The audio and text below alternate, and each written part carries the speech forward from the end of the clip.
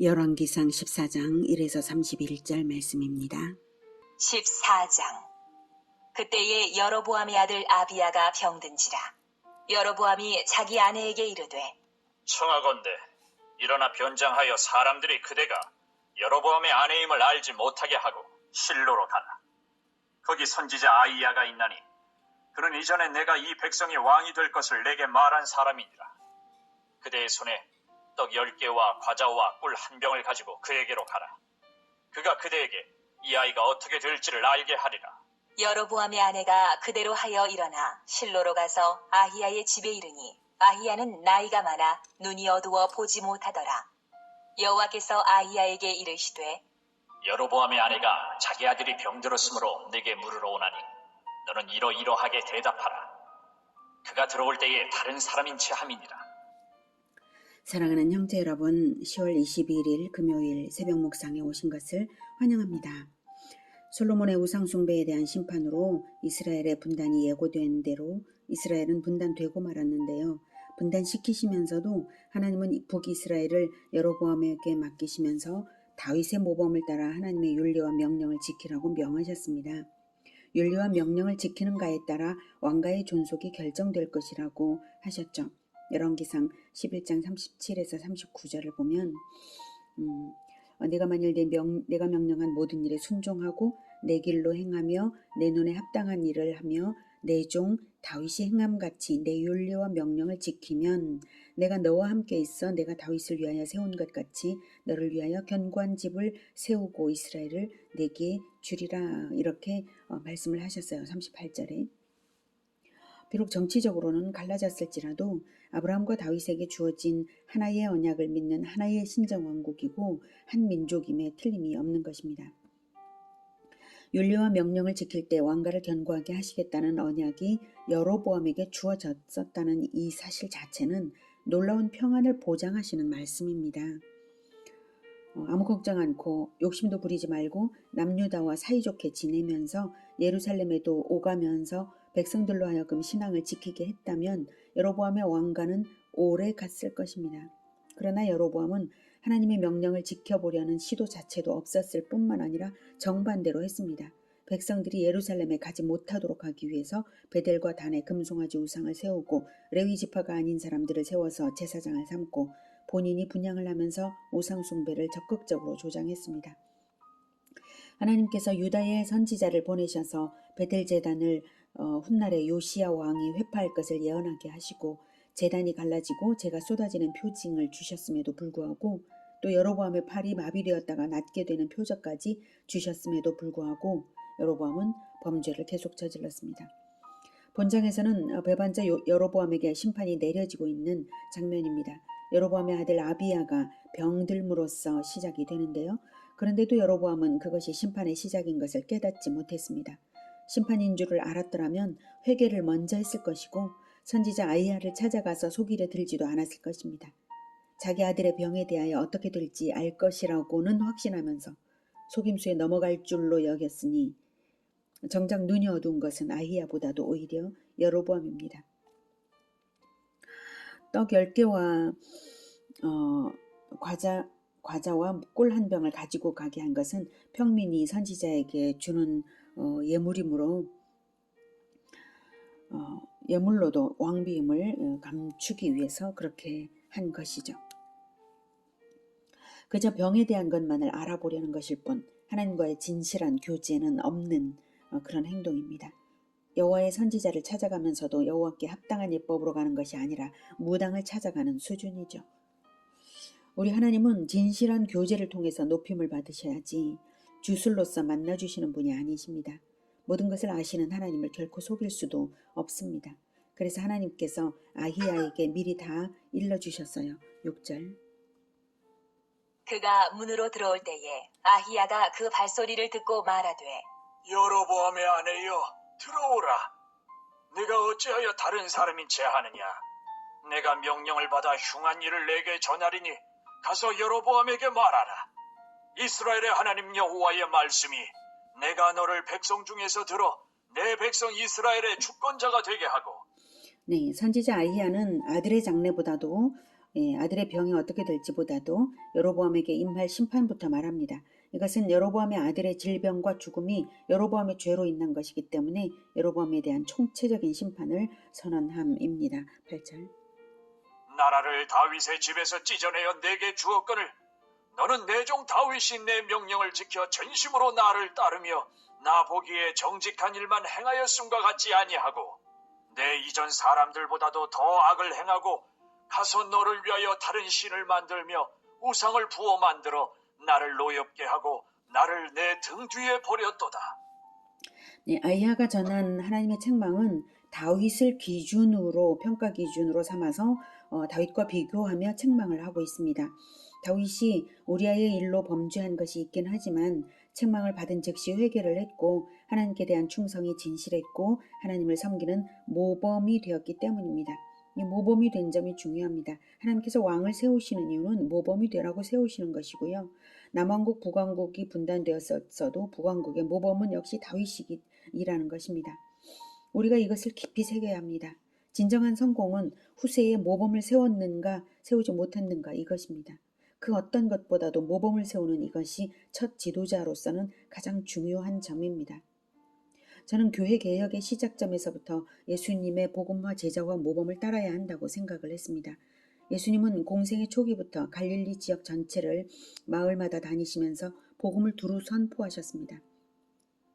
우리도 모든 마을은 못해도 제주 전역의 학교 앞 복음 전도를 매주 2회 나가고 있습니다. 예수님은 공생의 3년 동안 제자들과 동행하며 성경 전체를 가르치셨습니다. 그러셨기에 부활 직후에 다시 제자들을 찾으셨을 때에 성경을 다시 풀어주셨던 것이죠. 3년 공생의 동안에 성경 학습 전체를 통찰하게 하신 것이죠. 그래서 저도 3년 주기 성경 공부에 도전하고 있습니다.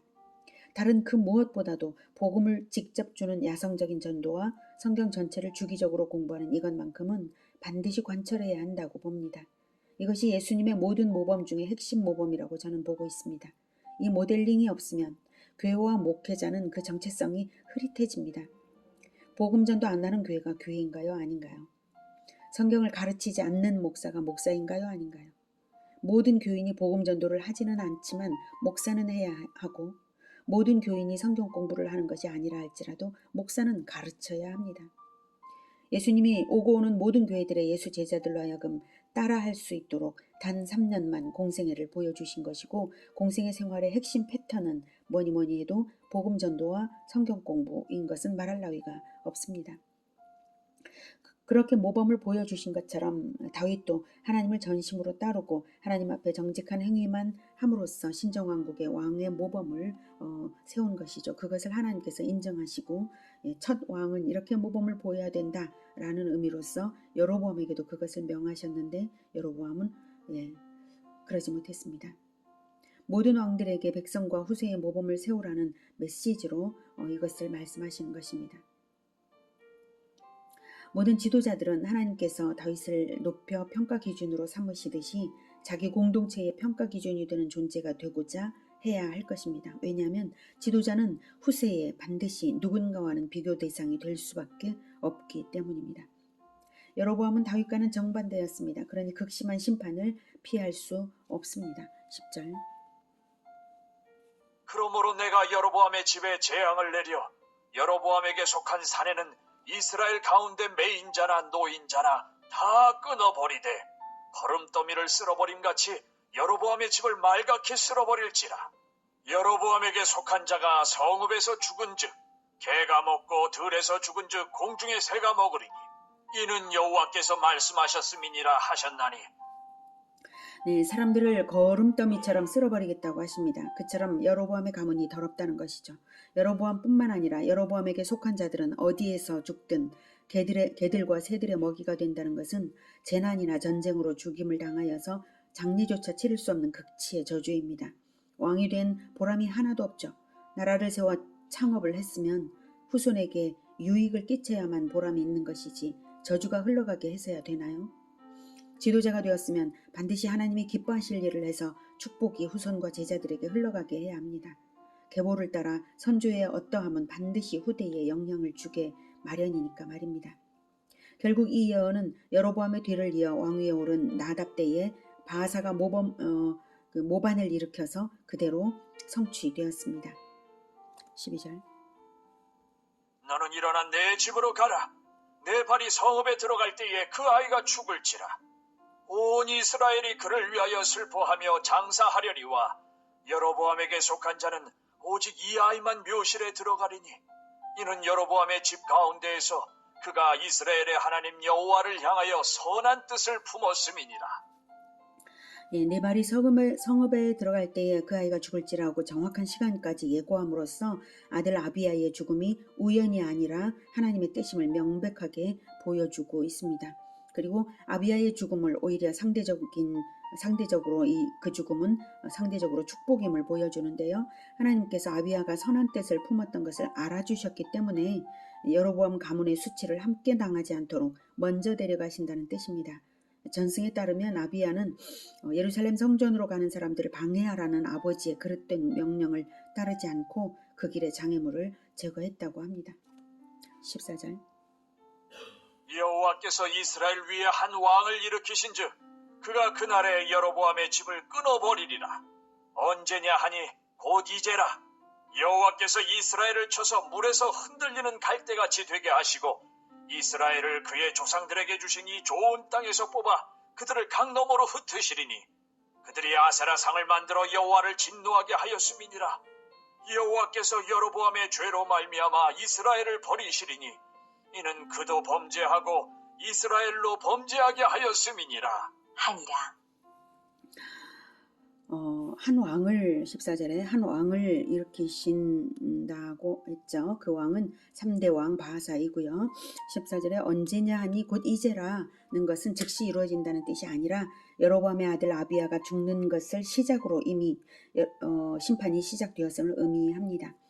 15절에 물에서 흔들리는 갈대같이 되게 하시고는 국력이 약하여져서 흔들리는 갈대처럼 강대국들의 비위를 맞추기 위해서 가진 수모를 당하는 상태를 말합니다. 15절은 북이스라엘의 최종 멸망까지를 예고하신 것입니다. 과거 애굽 노예 생활에서 해방시키시고 이 좋은 땅을 주실 때에 조상 때부터 언약을 맺어서 언약대로 신정왕국을 하라 하신 것인데 우상숭배로 배반을 하여 과거보다 더 나빠졌으니 너희들도 과거처럼 돌아가라는 뜻으로 좋은 땅에서 뽑고 강 너머로 흩으시겠다는 것입니다. 주후 722년에 이 말씀대로 결국 다 이루어집니다. 하나님은 언약의 하나님이십니다. 언약을 주실 때 이런 것도 다 이미 경고를 하신 것들이죠. 그러니 경고하신 대로 하실 수밖에요. 신명기 4장 25, 27절에 보면 내가 그 땅에서 아들을 낳고 손자를 얻으며 오래 살 때에 만일 스스로 부패하여 무슨 형상의 우상이든지 조각하여 내 하나님 여호와 앞에 악을 행함으로 그의 노를 일으키면 내가 오늘 천지를 불러 증거를 삼노니 너희가 요단을 건너가서 얻는 땅에서 속히 망할 것이라. 너희가 거기서 너희의 날이 길지 못하고 전멸될 것이니라. 여호와께서 너희를 여러 민족 중에 흩으실 것이요 여호와께서 너희를 쫓아보내실 그 여러 민족 중에서 너희의 남은 수가 많지 못할 것이라고 모세를 통하여서 예언을 했습니다. 경고를 하셨습니다.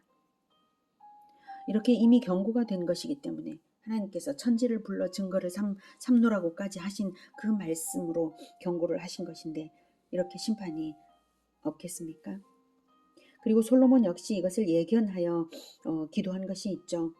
솔로몬 성전을 낙성식을 할 때 기도가 그렇습니다. 열왕기상 8장 46에서 49절을 보면 범죄하지 아니하는 사람이 없사오니 그들이 주께 범죄함으로 주께서 그들에게 진노하사 그들을 적국에 넘기심에 적국이 그들을 사로잡아 원근을 막론하고 적국의 땅으로 끌어간 후에 그들이 사로잡혀간 땅에서 스스로 깨닫고 그 사로잡은 자의 땅에서 돌이켜 주께 간구하기를 우리가 범죄하여 반역을 행하여 악을 지었나이다 하며 자기를 사로잡아간 적국의 땅에서 온 마음과 온 뜻으로 주께 돌아와서 주께서 그들의 조상들에게 주신 땅 곧 주께서 택하신 성읍과 내가 주의 이름을 위하여 건축한 성전 있는 쪽을 향하여 주께 기도하거든 주는 계신 곳 하늘에서 그들의 기도와 간구를 들으시고 그들의 일을 돌아보시오며 이렇게 기도를 했었습니다. 솔로몬이. 이렇게까지 하나님께서 이렇게까지 하시는 것은 왕국이 통째로 범죄했기 때문입니다. 왕이 우상 숭배를 하고 백성들 역시 다 썩은 것입니다. 16절 여호와께서 여로보암의 죄로 말미암아 이스라엘을 버리시리니 이는 그도 범죄하고 이스라엘로 범죄하게 하였음이니라 하니라. 그러니 당장에 이 예언대로 이루어질 것은 아니고요. 죄가 쌓일 때까지 하나님은 기다리시며 회개하기를 원하시는 것입니다. 회개의 기회를 주시려고 이렇게 아들 아비야의 죽음을 사용하셔서 예언을 하게 하시는 것이에요. 자, 계속해서 아히야의 예언이 어떻게 이루어지는지를 보죠. 17절부터. 여로보암의 아내가 일어나 디르사로 돌아가서 집 문지방에 이를 때에 그 아이가 죽은지라. 온 이스라엘이 그를 장사하고 그를 위하여 슬퍼하니 여호와께서 그의 종 선지자 아히야를 통하여 하신 말씀과 같이 되었더라. 여로보암의 그 남은 행적, 곧 그가 어떻게 싸웠는지와 어떻게 다스렸는지는 이스라엘 왕 역대 지략에 기록되니라. 여로보암이 왕이 된 지 22년이라. 그가 그의 조상들과 함께 자매 그의 아들 나답이 대신하여 왕이 되니라. 자, 북이스라엘이 이렇게 되는 동안 남유다는 어찌 되었을까요? 21절.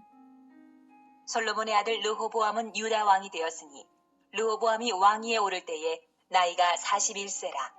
여호와께서 자기 이름을 두시려고 이스라엘 모든 지파 가운데에서 택하신 성읍 예루살렘에서 17년 동안 다스리니라. 그의 어머니의 이름은 나아마요 암몬 사람이더라.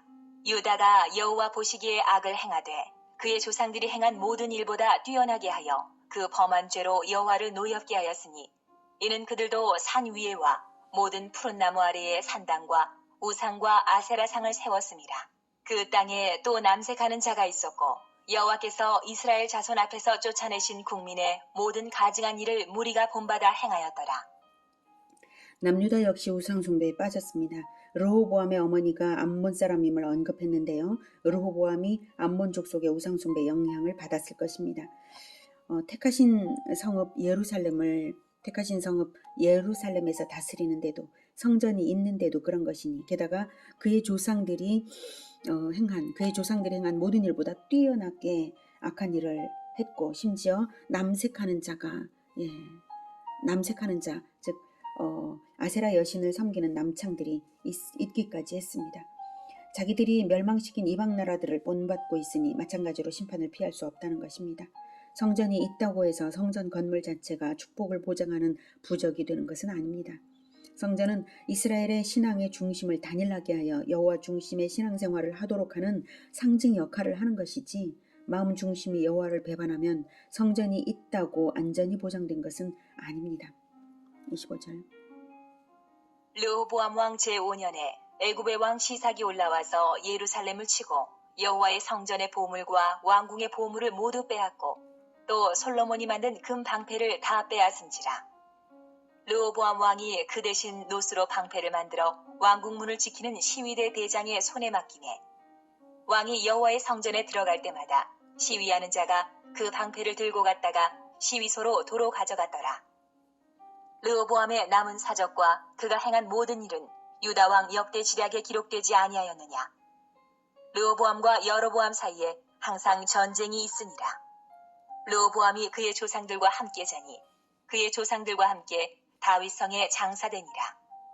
그의 어머니의 이름은 나아마요 암몬 사람이더라. 그의 아들 아비얌이 대신하여 왕이 되니라. 시삭은 애굽의 세숀크 1세라고 칭하고요. 한때 솔로몬에게서 도망쳐 나온 여로보암에게 망명처를 제공했던 왕입니다. 애굽에 있던 이제 카르낙 성전 부주에 따르면 이때 시삭은 120개의 이스라엘 성읍을 정복했다고 합니다. 아마도 남왕국 유다만 아니라 북이스라엘까지 광범위하게 침략한 것으로 보고요. 이 일로 볼 때에 하나님께서 얼마나 우상 숭배를 미워하시는지 알 수 있습니다. 솔로몬 때의 금방패를 다 빼앗기고 노수로 방패를 만들어서 솔로몬 이렇게 했다는 것을 기록한 것은 솔로몬 때의 부귀와 영광을 다 빼앗겼음을 보여주는 상징입니다. 시삭의 침략으로 그러나 완전히 멸망하지는 않았는데요. 그것은 스마야의 예언을 들은 르호보암과 방백들이 하나님 앞에 겸비했기 때문이라는 것이 역대하에 기록되었습니다. 역대하 12장 5에서 8절. 그때에 유다 방백들이 시삭의 일로 예루살렘에 모였는지라 선지자 스마야가 르호보암과 방백들에게 나와 이르되 여호와께서 이같이 말씀하시기를 너희가 나를 버렸으므로 나도 너희를 버려 시삭의 손에 넘겼노라 하셨다 한지라. 이에 이스라엘 방백들과 왕이 스스로 겸비하여 이르되 여호와는 의로우시다 하매 여호와께서 그들이 스스로 겸비함을 보신지라. 여호와의 말씀이 스마야에게 임하여 이르시되 그들이 스스로 겸비하였으니 내가 멸하지 아니하고 저희를 조금 구원하여 나의 노를 시삭의 손을 통하여 예루살렘에 쏟지 아니하리라. 그러나 그들이 시삭의 종이 되어 나를 섬기는 것과 세상 나라들을 섬기는 것이 어떠한지 알게 되리라 하셨더라. 네, 시삭을 어디 한번 섬겨봐라. 그래서 예루살렘은 살려두시면서 시삭의 종이 되게 하셔서 하나님을 섬기는 것보다 더 나으냐 어디 한번 당해봐라 이렇게 하신 것이죠. 하나님께서는 시삭을 사용하여 남유다를 징계했으나 회개하는 것을 보시고 멸망만은 면하게 하신 것입니다. 또한 이렇게 회개하게 하신 것도 하나님의 섭리이죠. 스마야를 시키셨잖아요. 이렇게 하나님의 섭리로 그나마 이렇게 살려두실 수 있도록 하시는 것이 궁극적으로 다윗 언약을 성취하시고 계시기 때문입니다. 오늘은 하나님의 언약을 배반했을 때는 반드시 심판이 있다는 것을 배웠습니다. 아세라상을 세우는 것만이 우상숭배가 아니라 자기를 위하는 왕국을 자기 힘으로 세우는 것 자체가 이미 우상숭배입니다. 우리는 어떤가요? 각자가 자기의 삶의 영역에서 자기의 왕국을 세우고 있는가요? 하나님 나라를 세우고 있는가요? 성경은 탐심을 우상숭배라고 분명히 규정하고 있습니다. 우리가 탐심으로 행한다면 그 모든 것을 우리의 제자와 후손들이 동일하거나 또는 더 나쁜 수준으로 따르게 될 것은 분명합니다. 인간은 변질되게 마련인 것이 원죄가 있기 때문에 그렇습니다. 그러므로 우리는 최고의 모범을 만들어 세우기 위하여 최선의 노력을 해야 그나마 내 제자, 내 후손들이 어느 정도 따라오는 것이지 나보다 더 나은 후손, 나보다 더 나은 제자들이 있을 것이라고 기대를 말아야 합니다. 인간은 변질되게 마련이기 때문입니다. 물론 하나님의 은혜로 훨씬 더 훌륭한 제자와 후손들이 일어나겠죠. 부디 그렇게 되길 원합니다. 그러나 인간은 변질되게 마련이라는 것, 원죄가 있다는 것, 이걸 깊이 생각을 하면서 최고의 모범, 최고의 하나님을 섬기는 최고의 모범, 그것을 세우도록 지도자들은 노력을 해야 되는 것입니다. 그러므로 우리는 성령을 밀어내지 말고 늘 하나님을 가까이 하고 마귀를 대적하면서 오직 언약에 합당하게 그리스도의 계명을 지켜야 하겠습니다. 기도하겠습니다. 하나님, 우리는 죄인입니다. 하루가 지나면 어제 들은 말씀을 잊어버리고 금방 과거로 돌아가는 우리 자신을 발견하곤 합니다. 하나님, 우리를 긍휼히 여겨 주시옵소서. 긍휼히 여겨 주셔서 우리에게 늘 성령으로 일깨워 주시고 예수 그리스도의 모범만을 따라서 모범을 세우는 그런 우리가 되게 주님 도와주시옵소서. 그래서 예수님 오시는 날까지 결코 우상숭배하지 않고 탐심으로 자기 왕국을 세우지 않고 오직 하나님 나라만을 세워가는 우리 모두가 되도록 주님 도와주시옵소서. 예수님의 이름으로 기도드립니다. 아멘. 이어지는 시간은 개인 기도 시간입니다.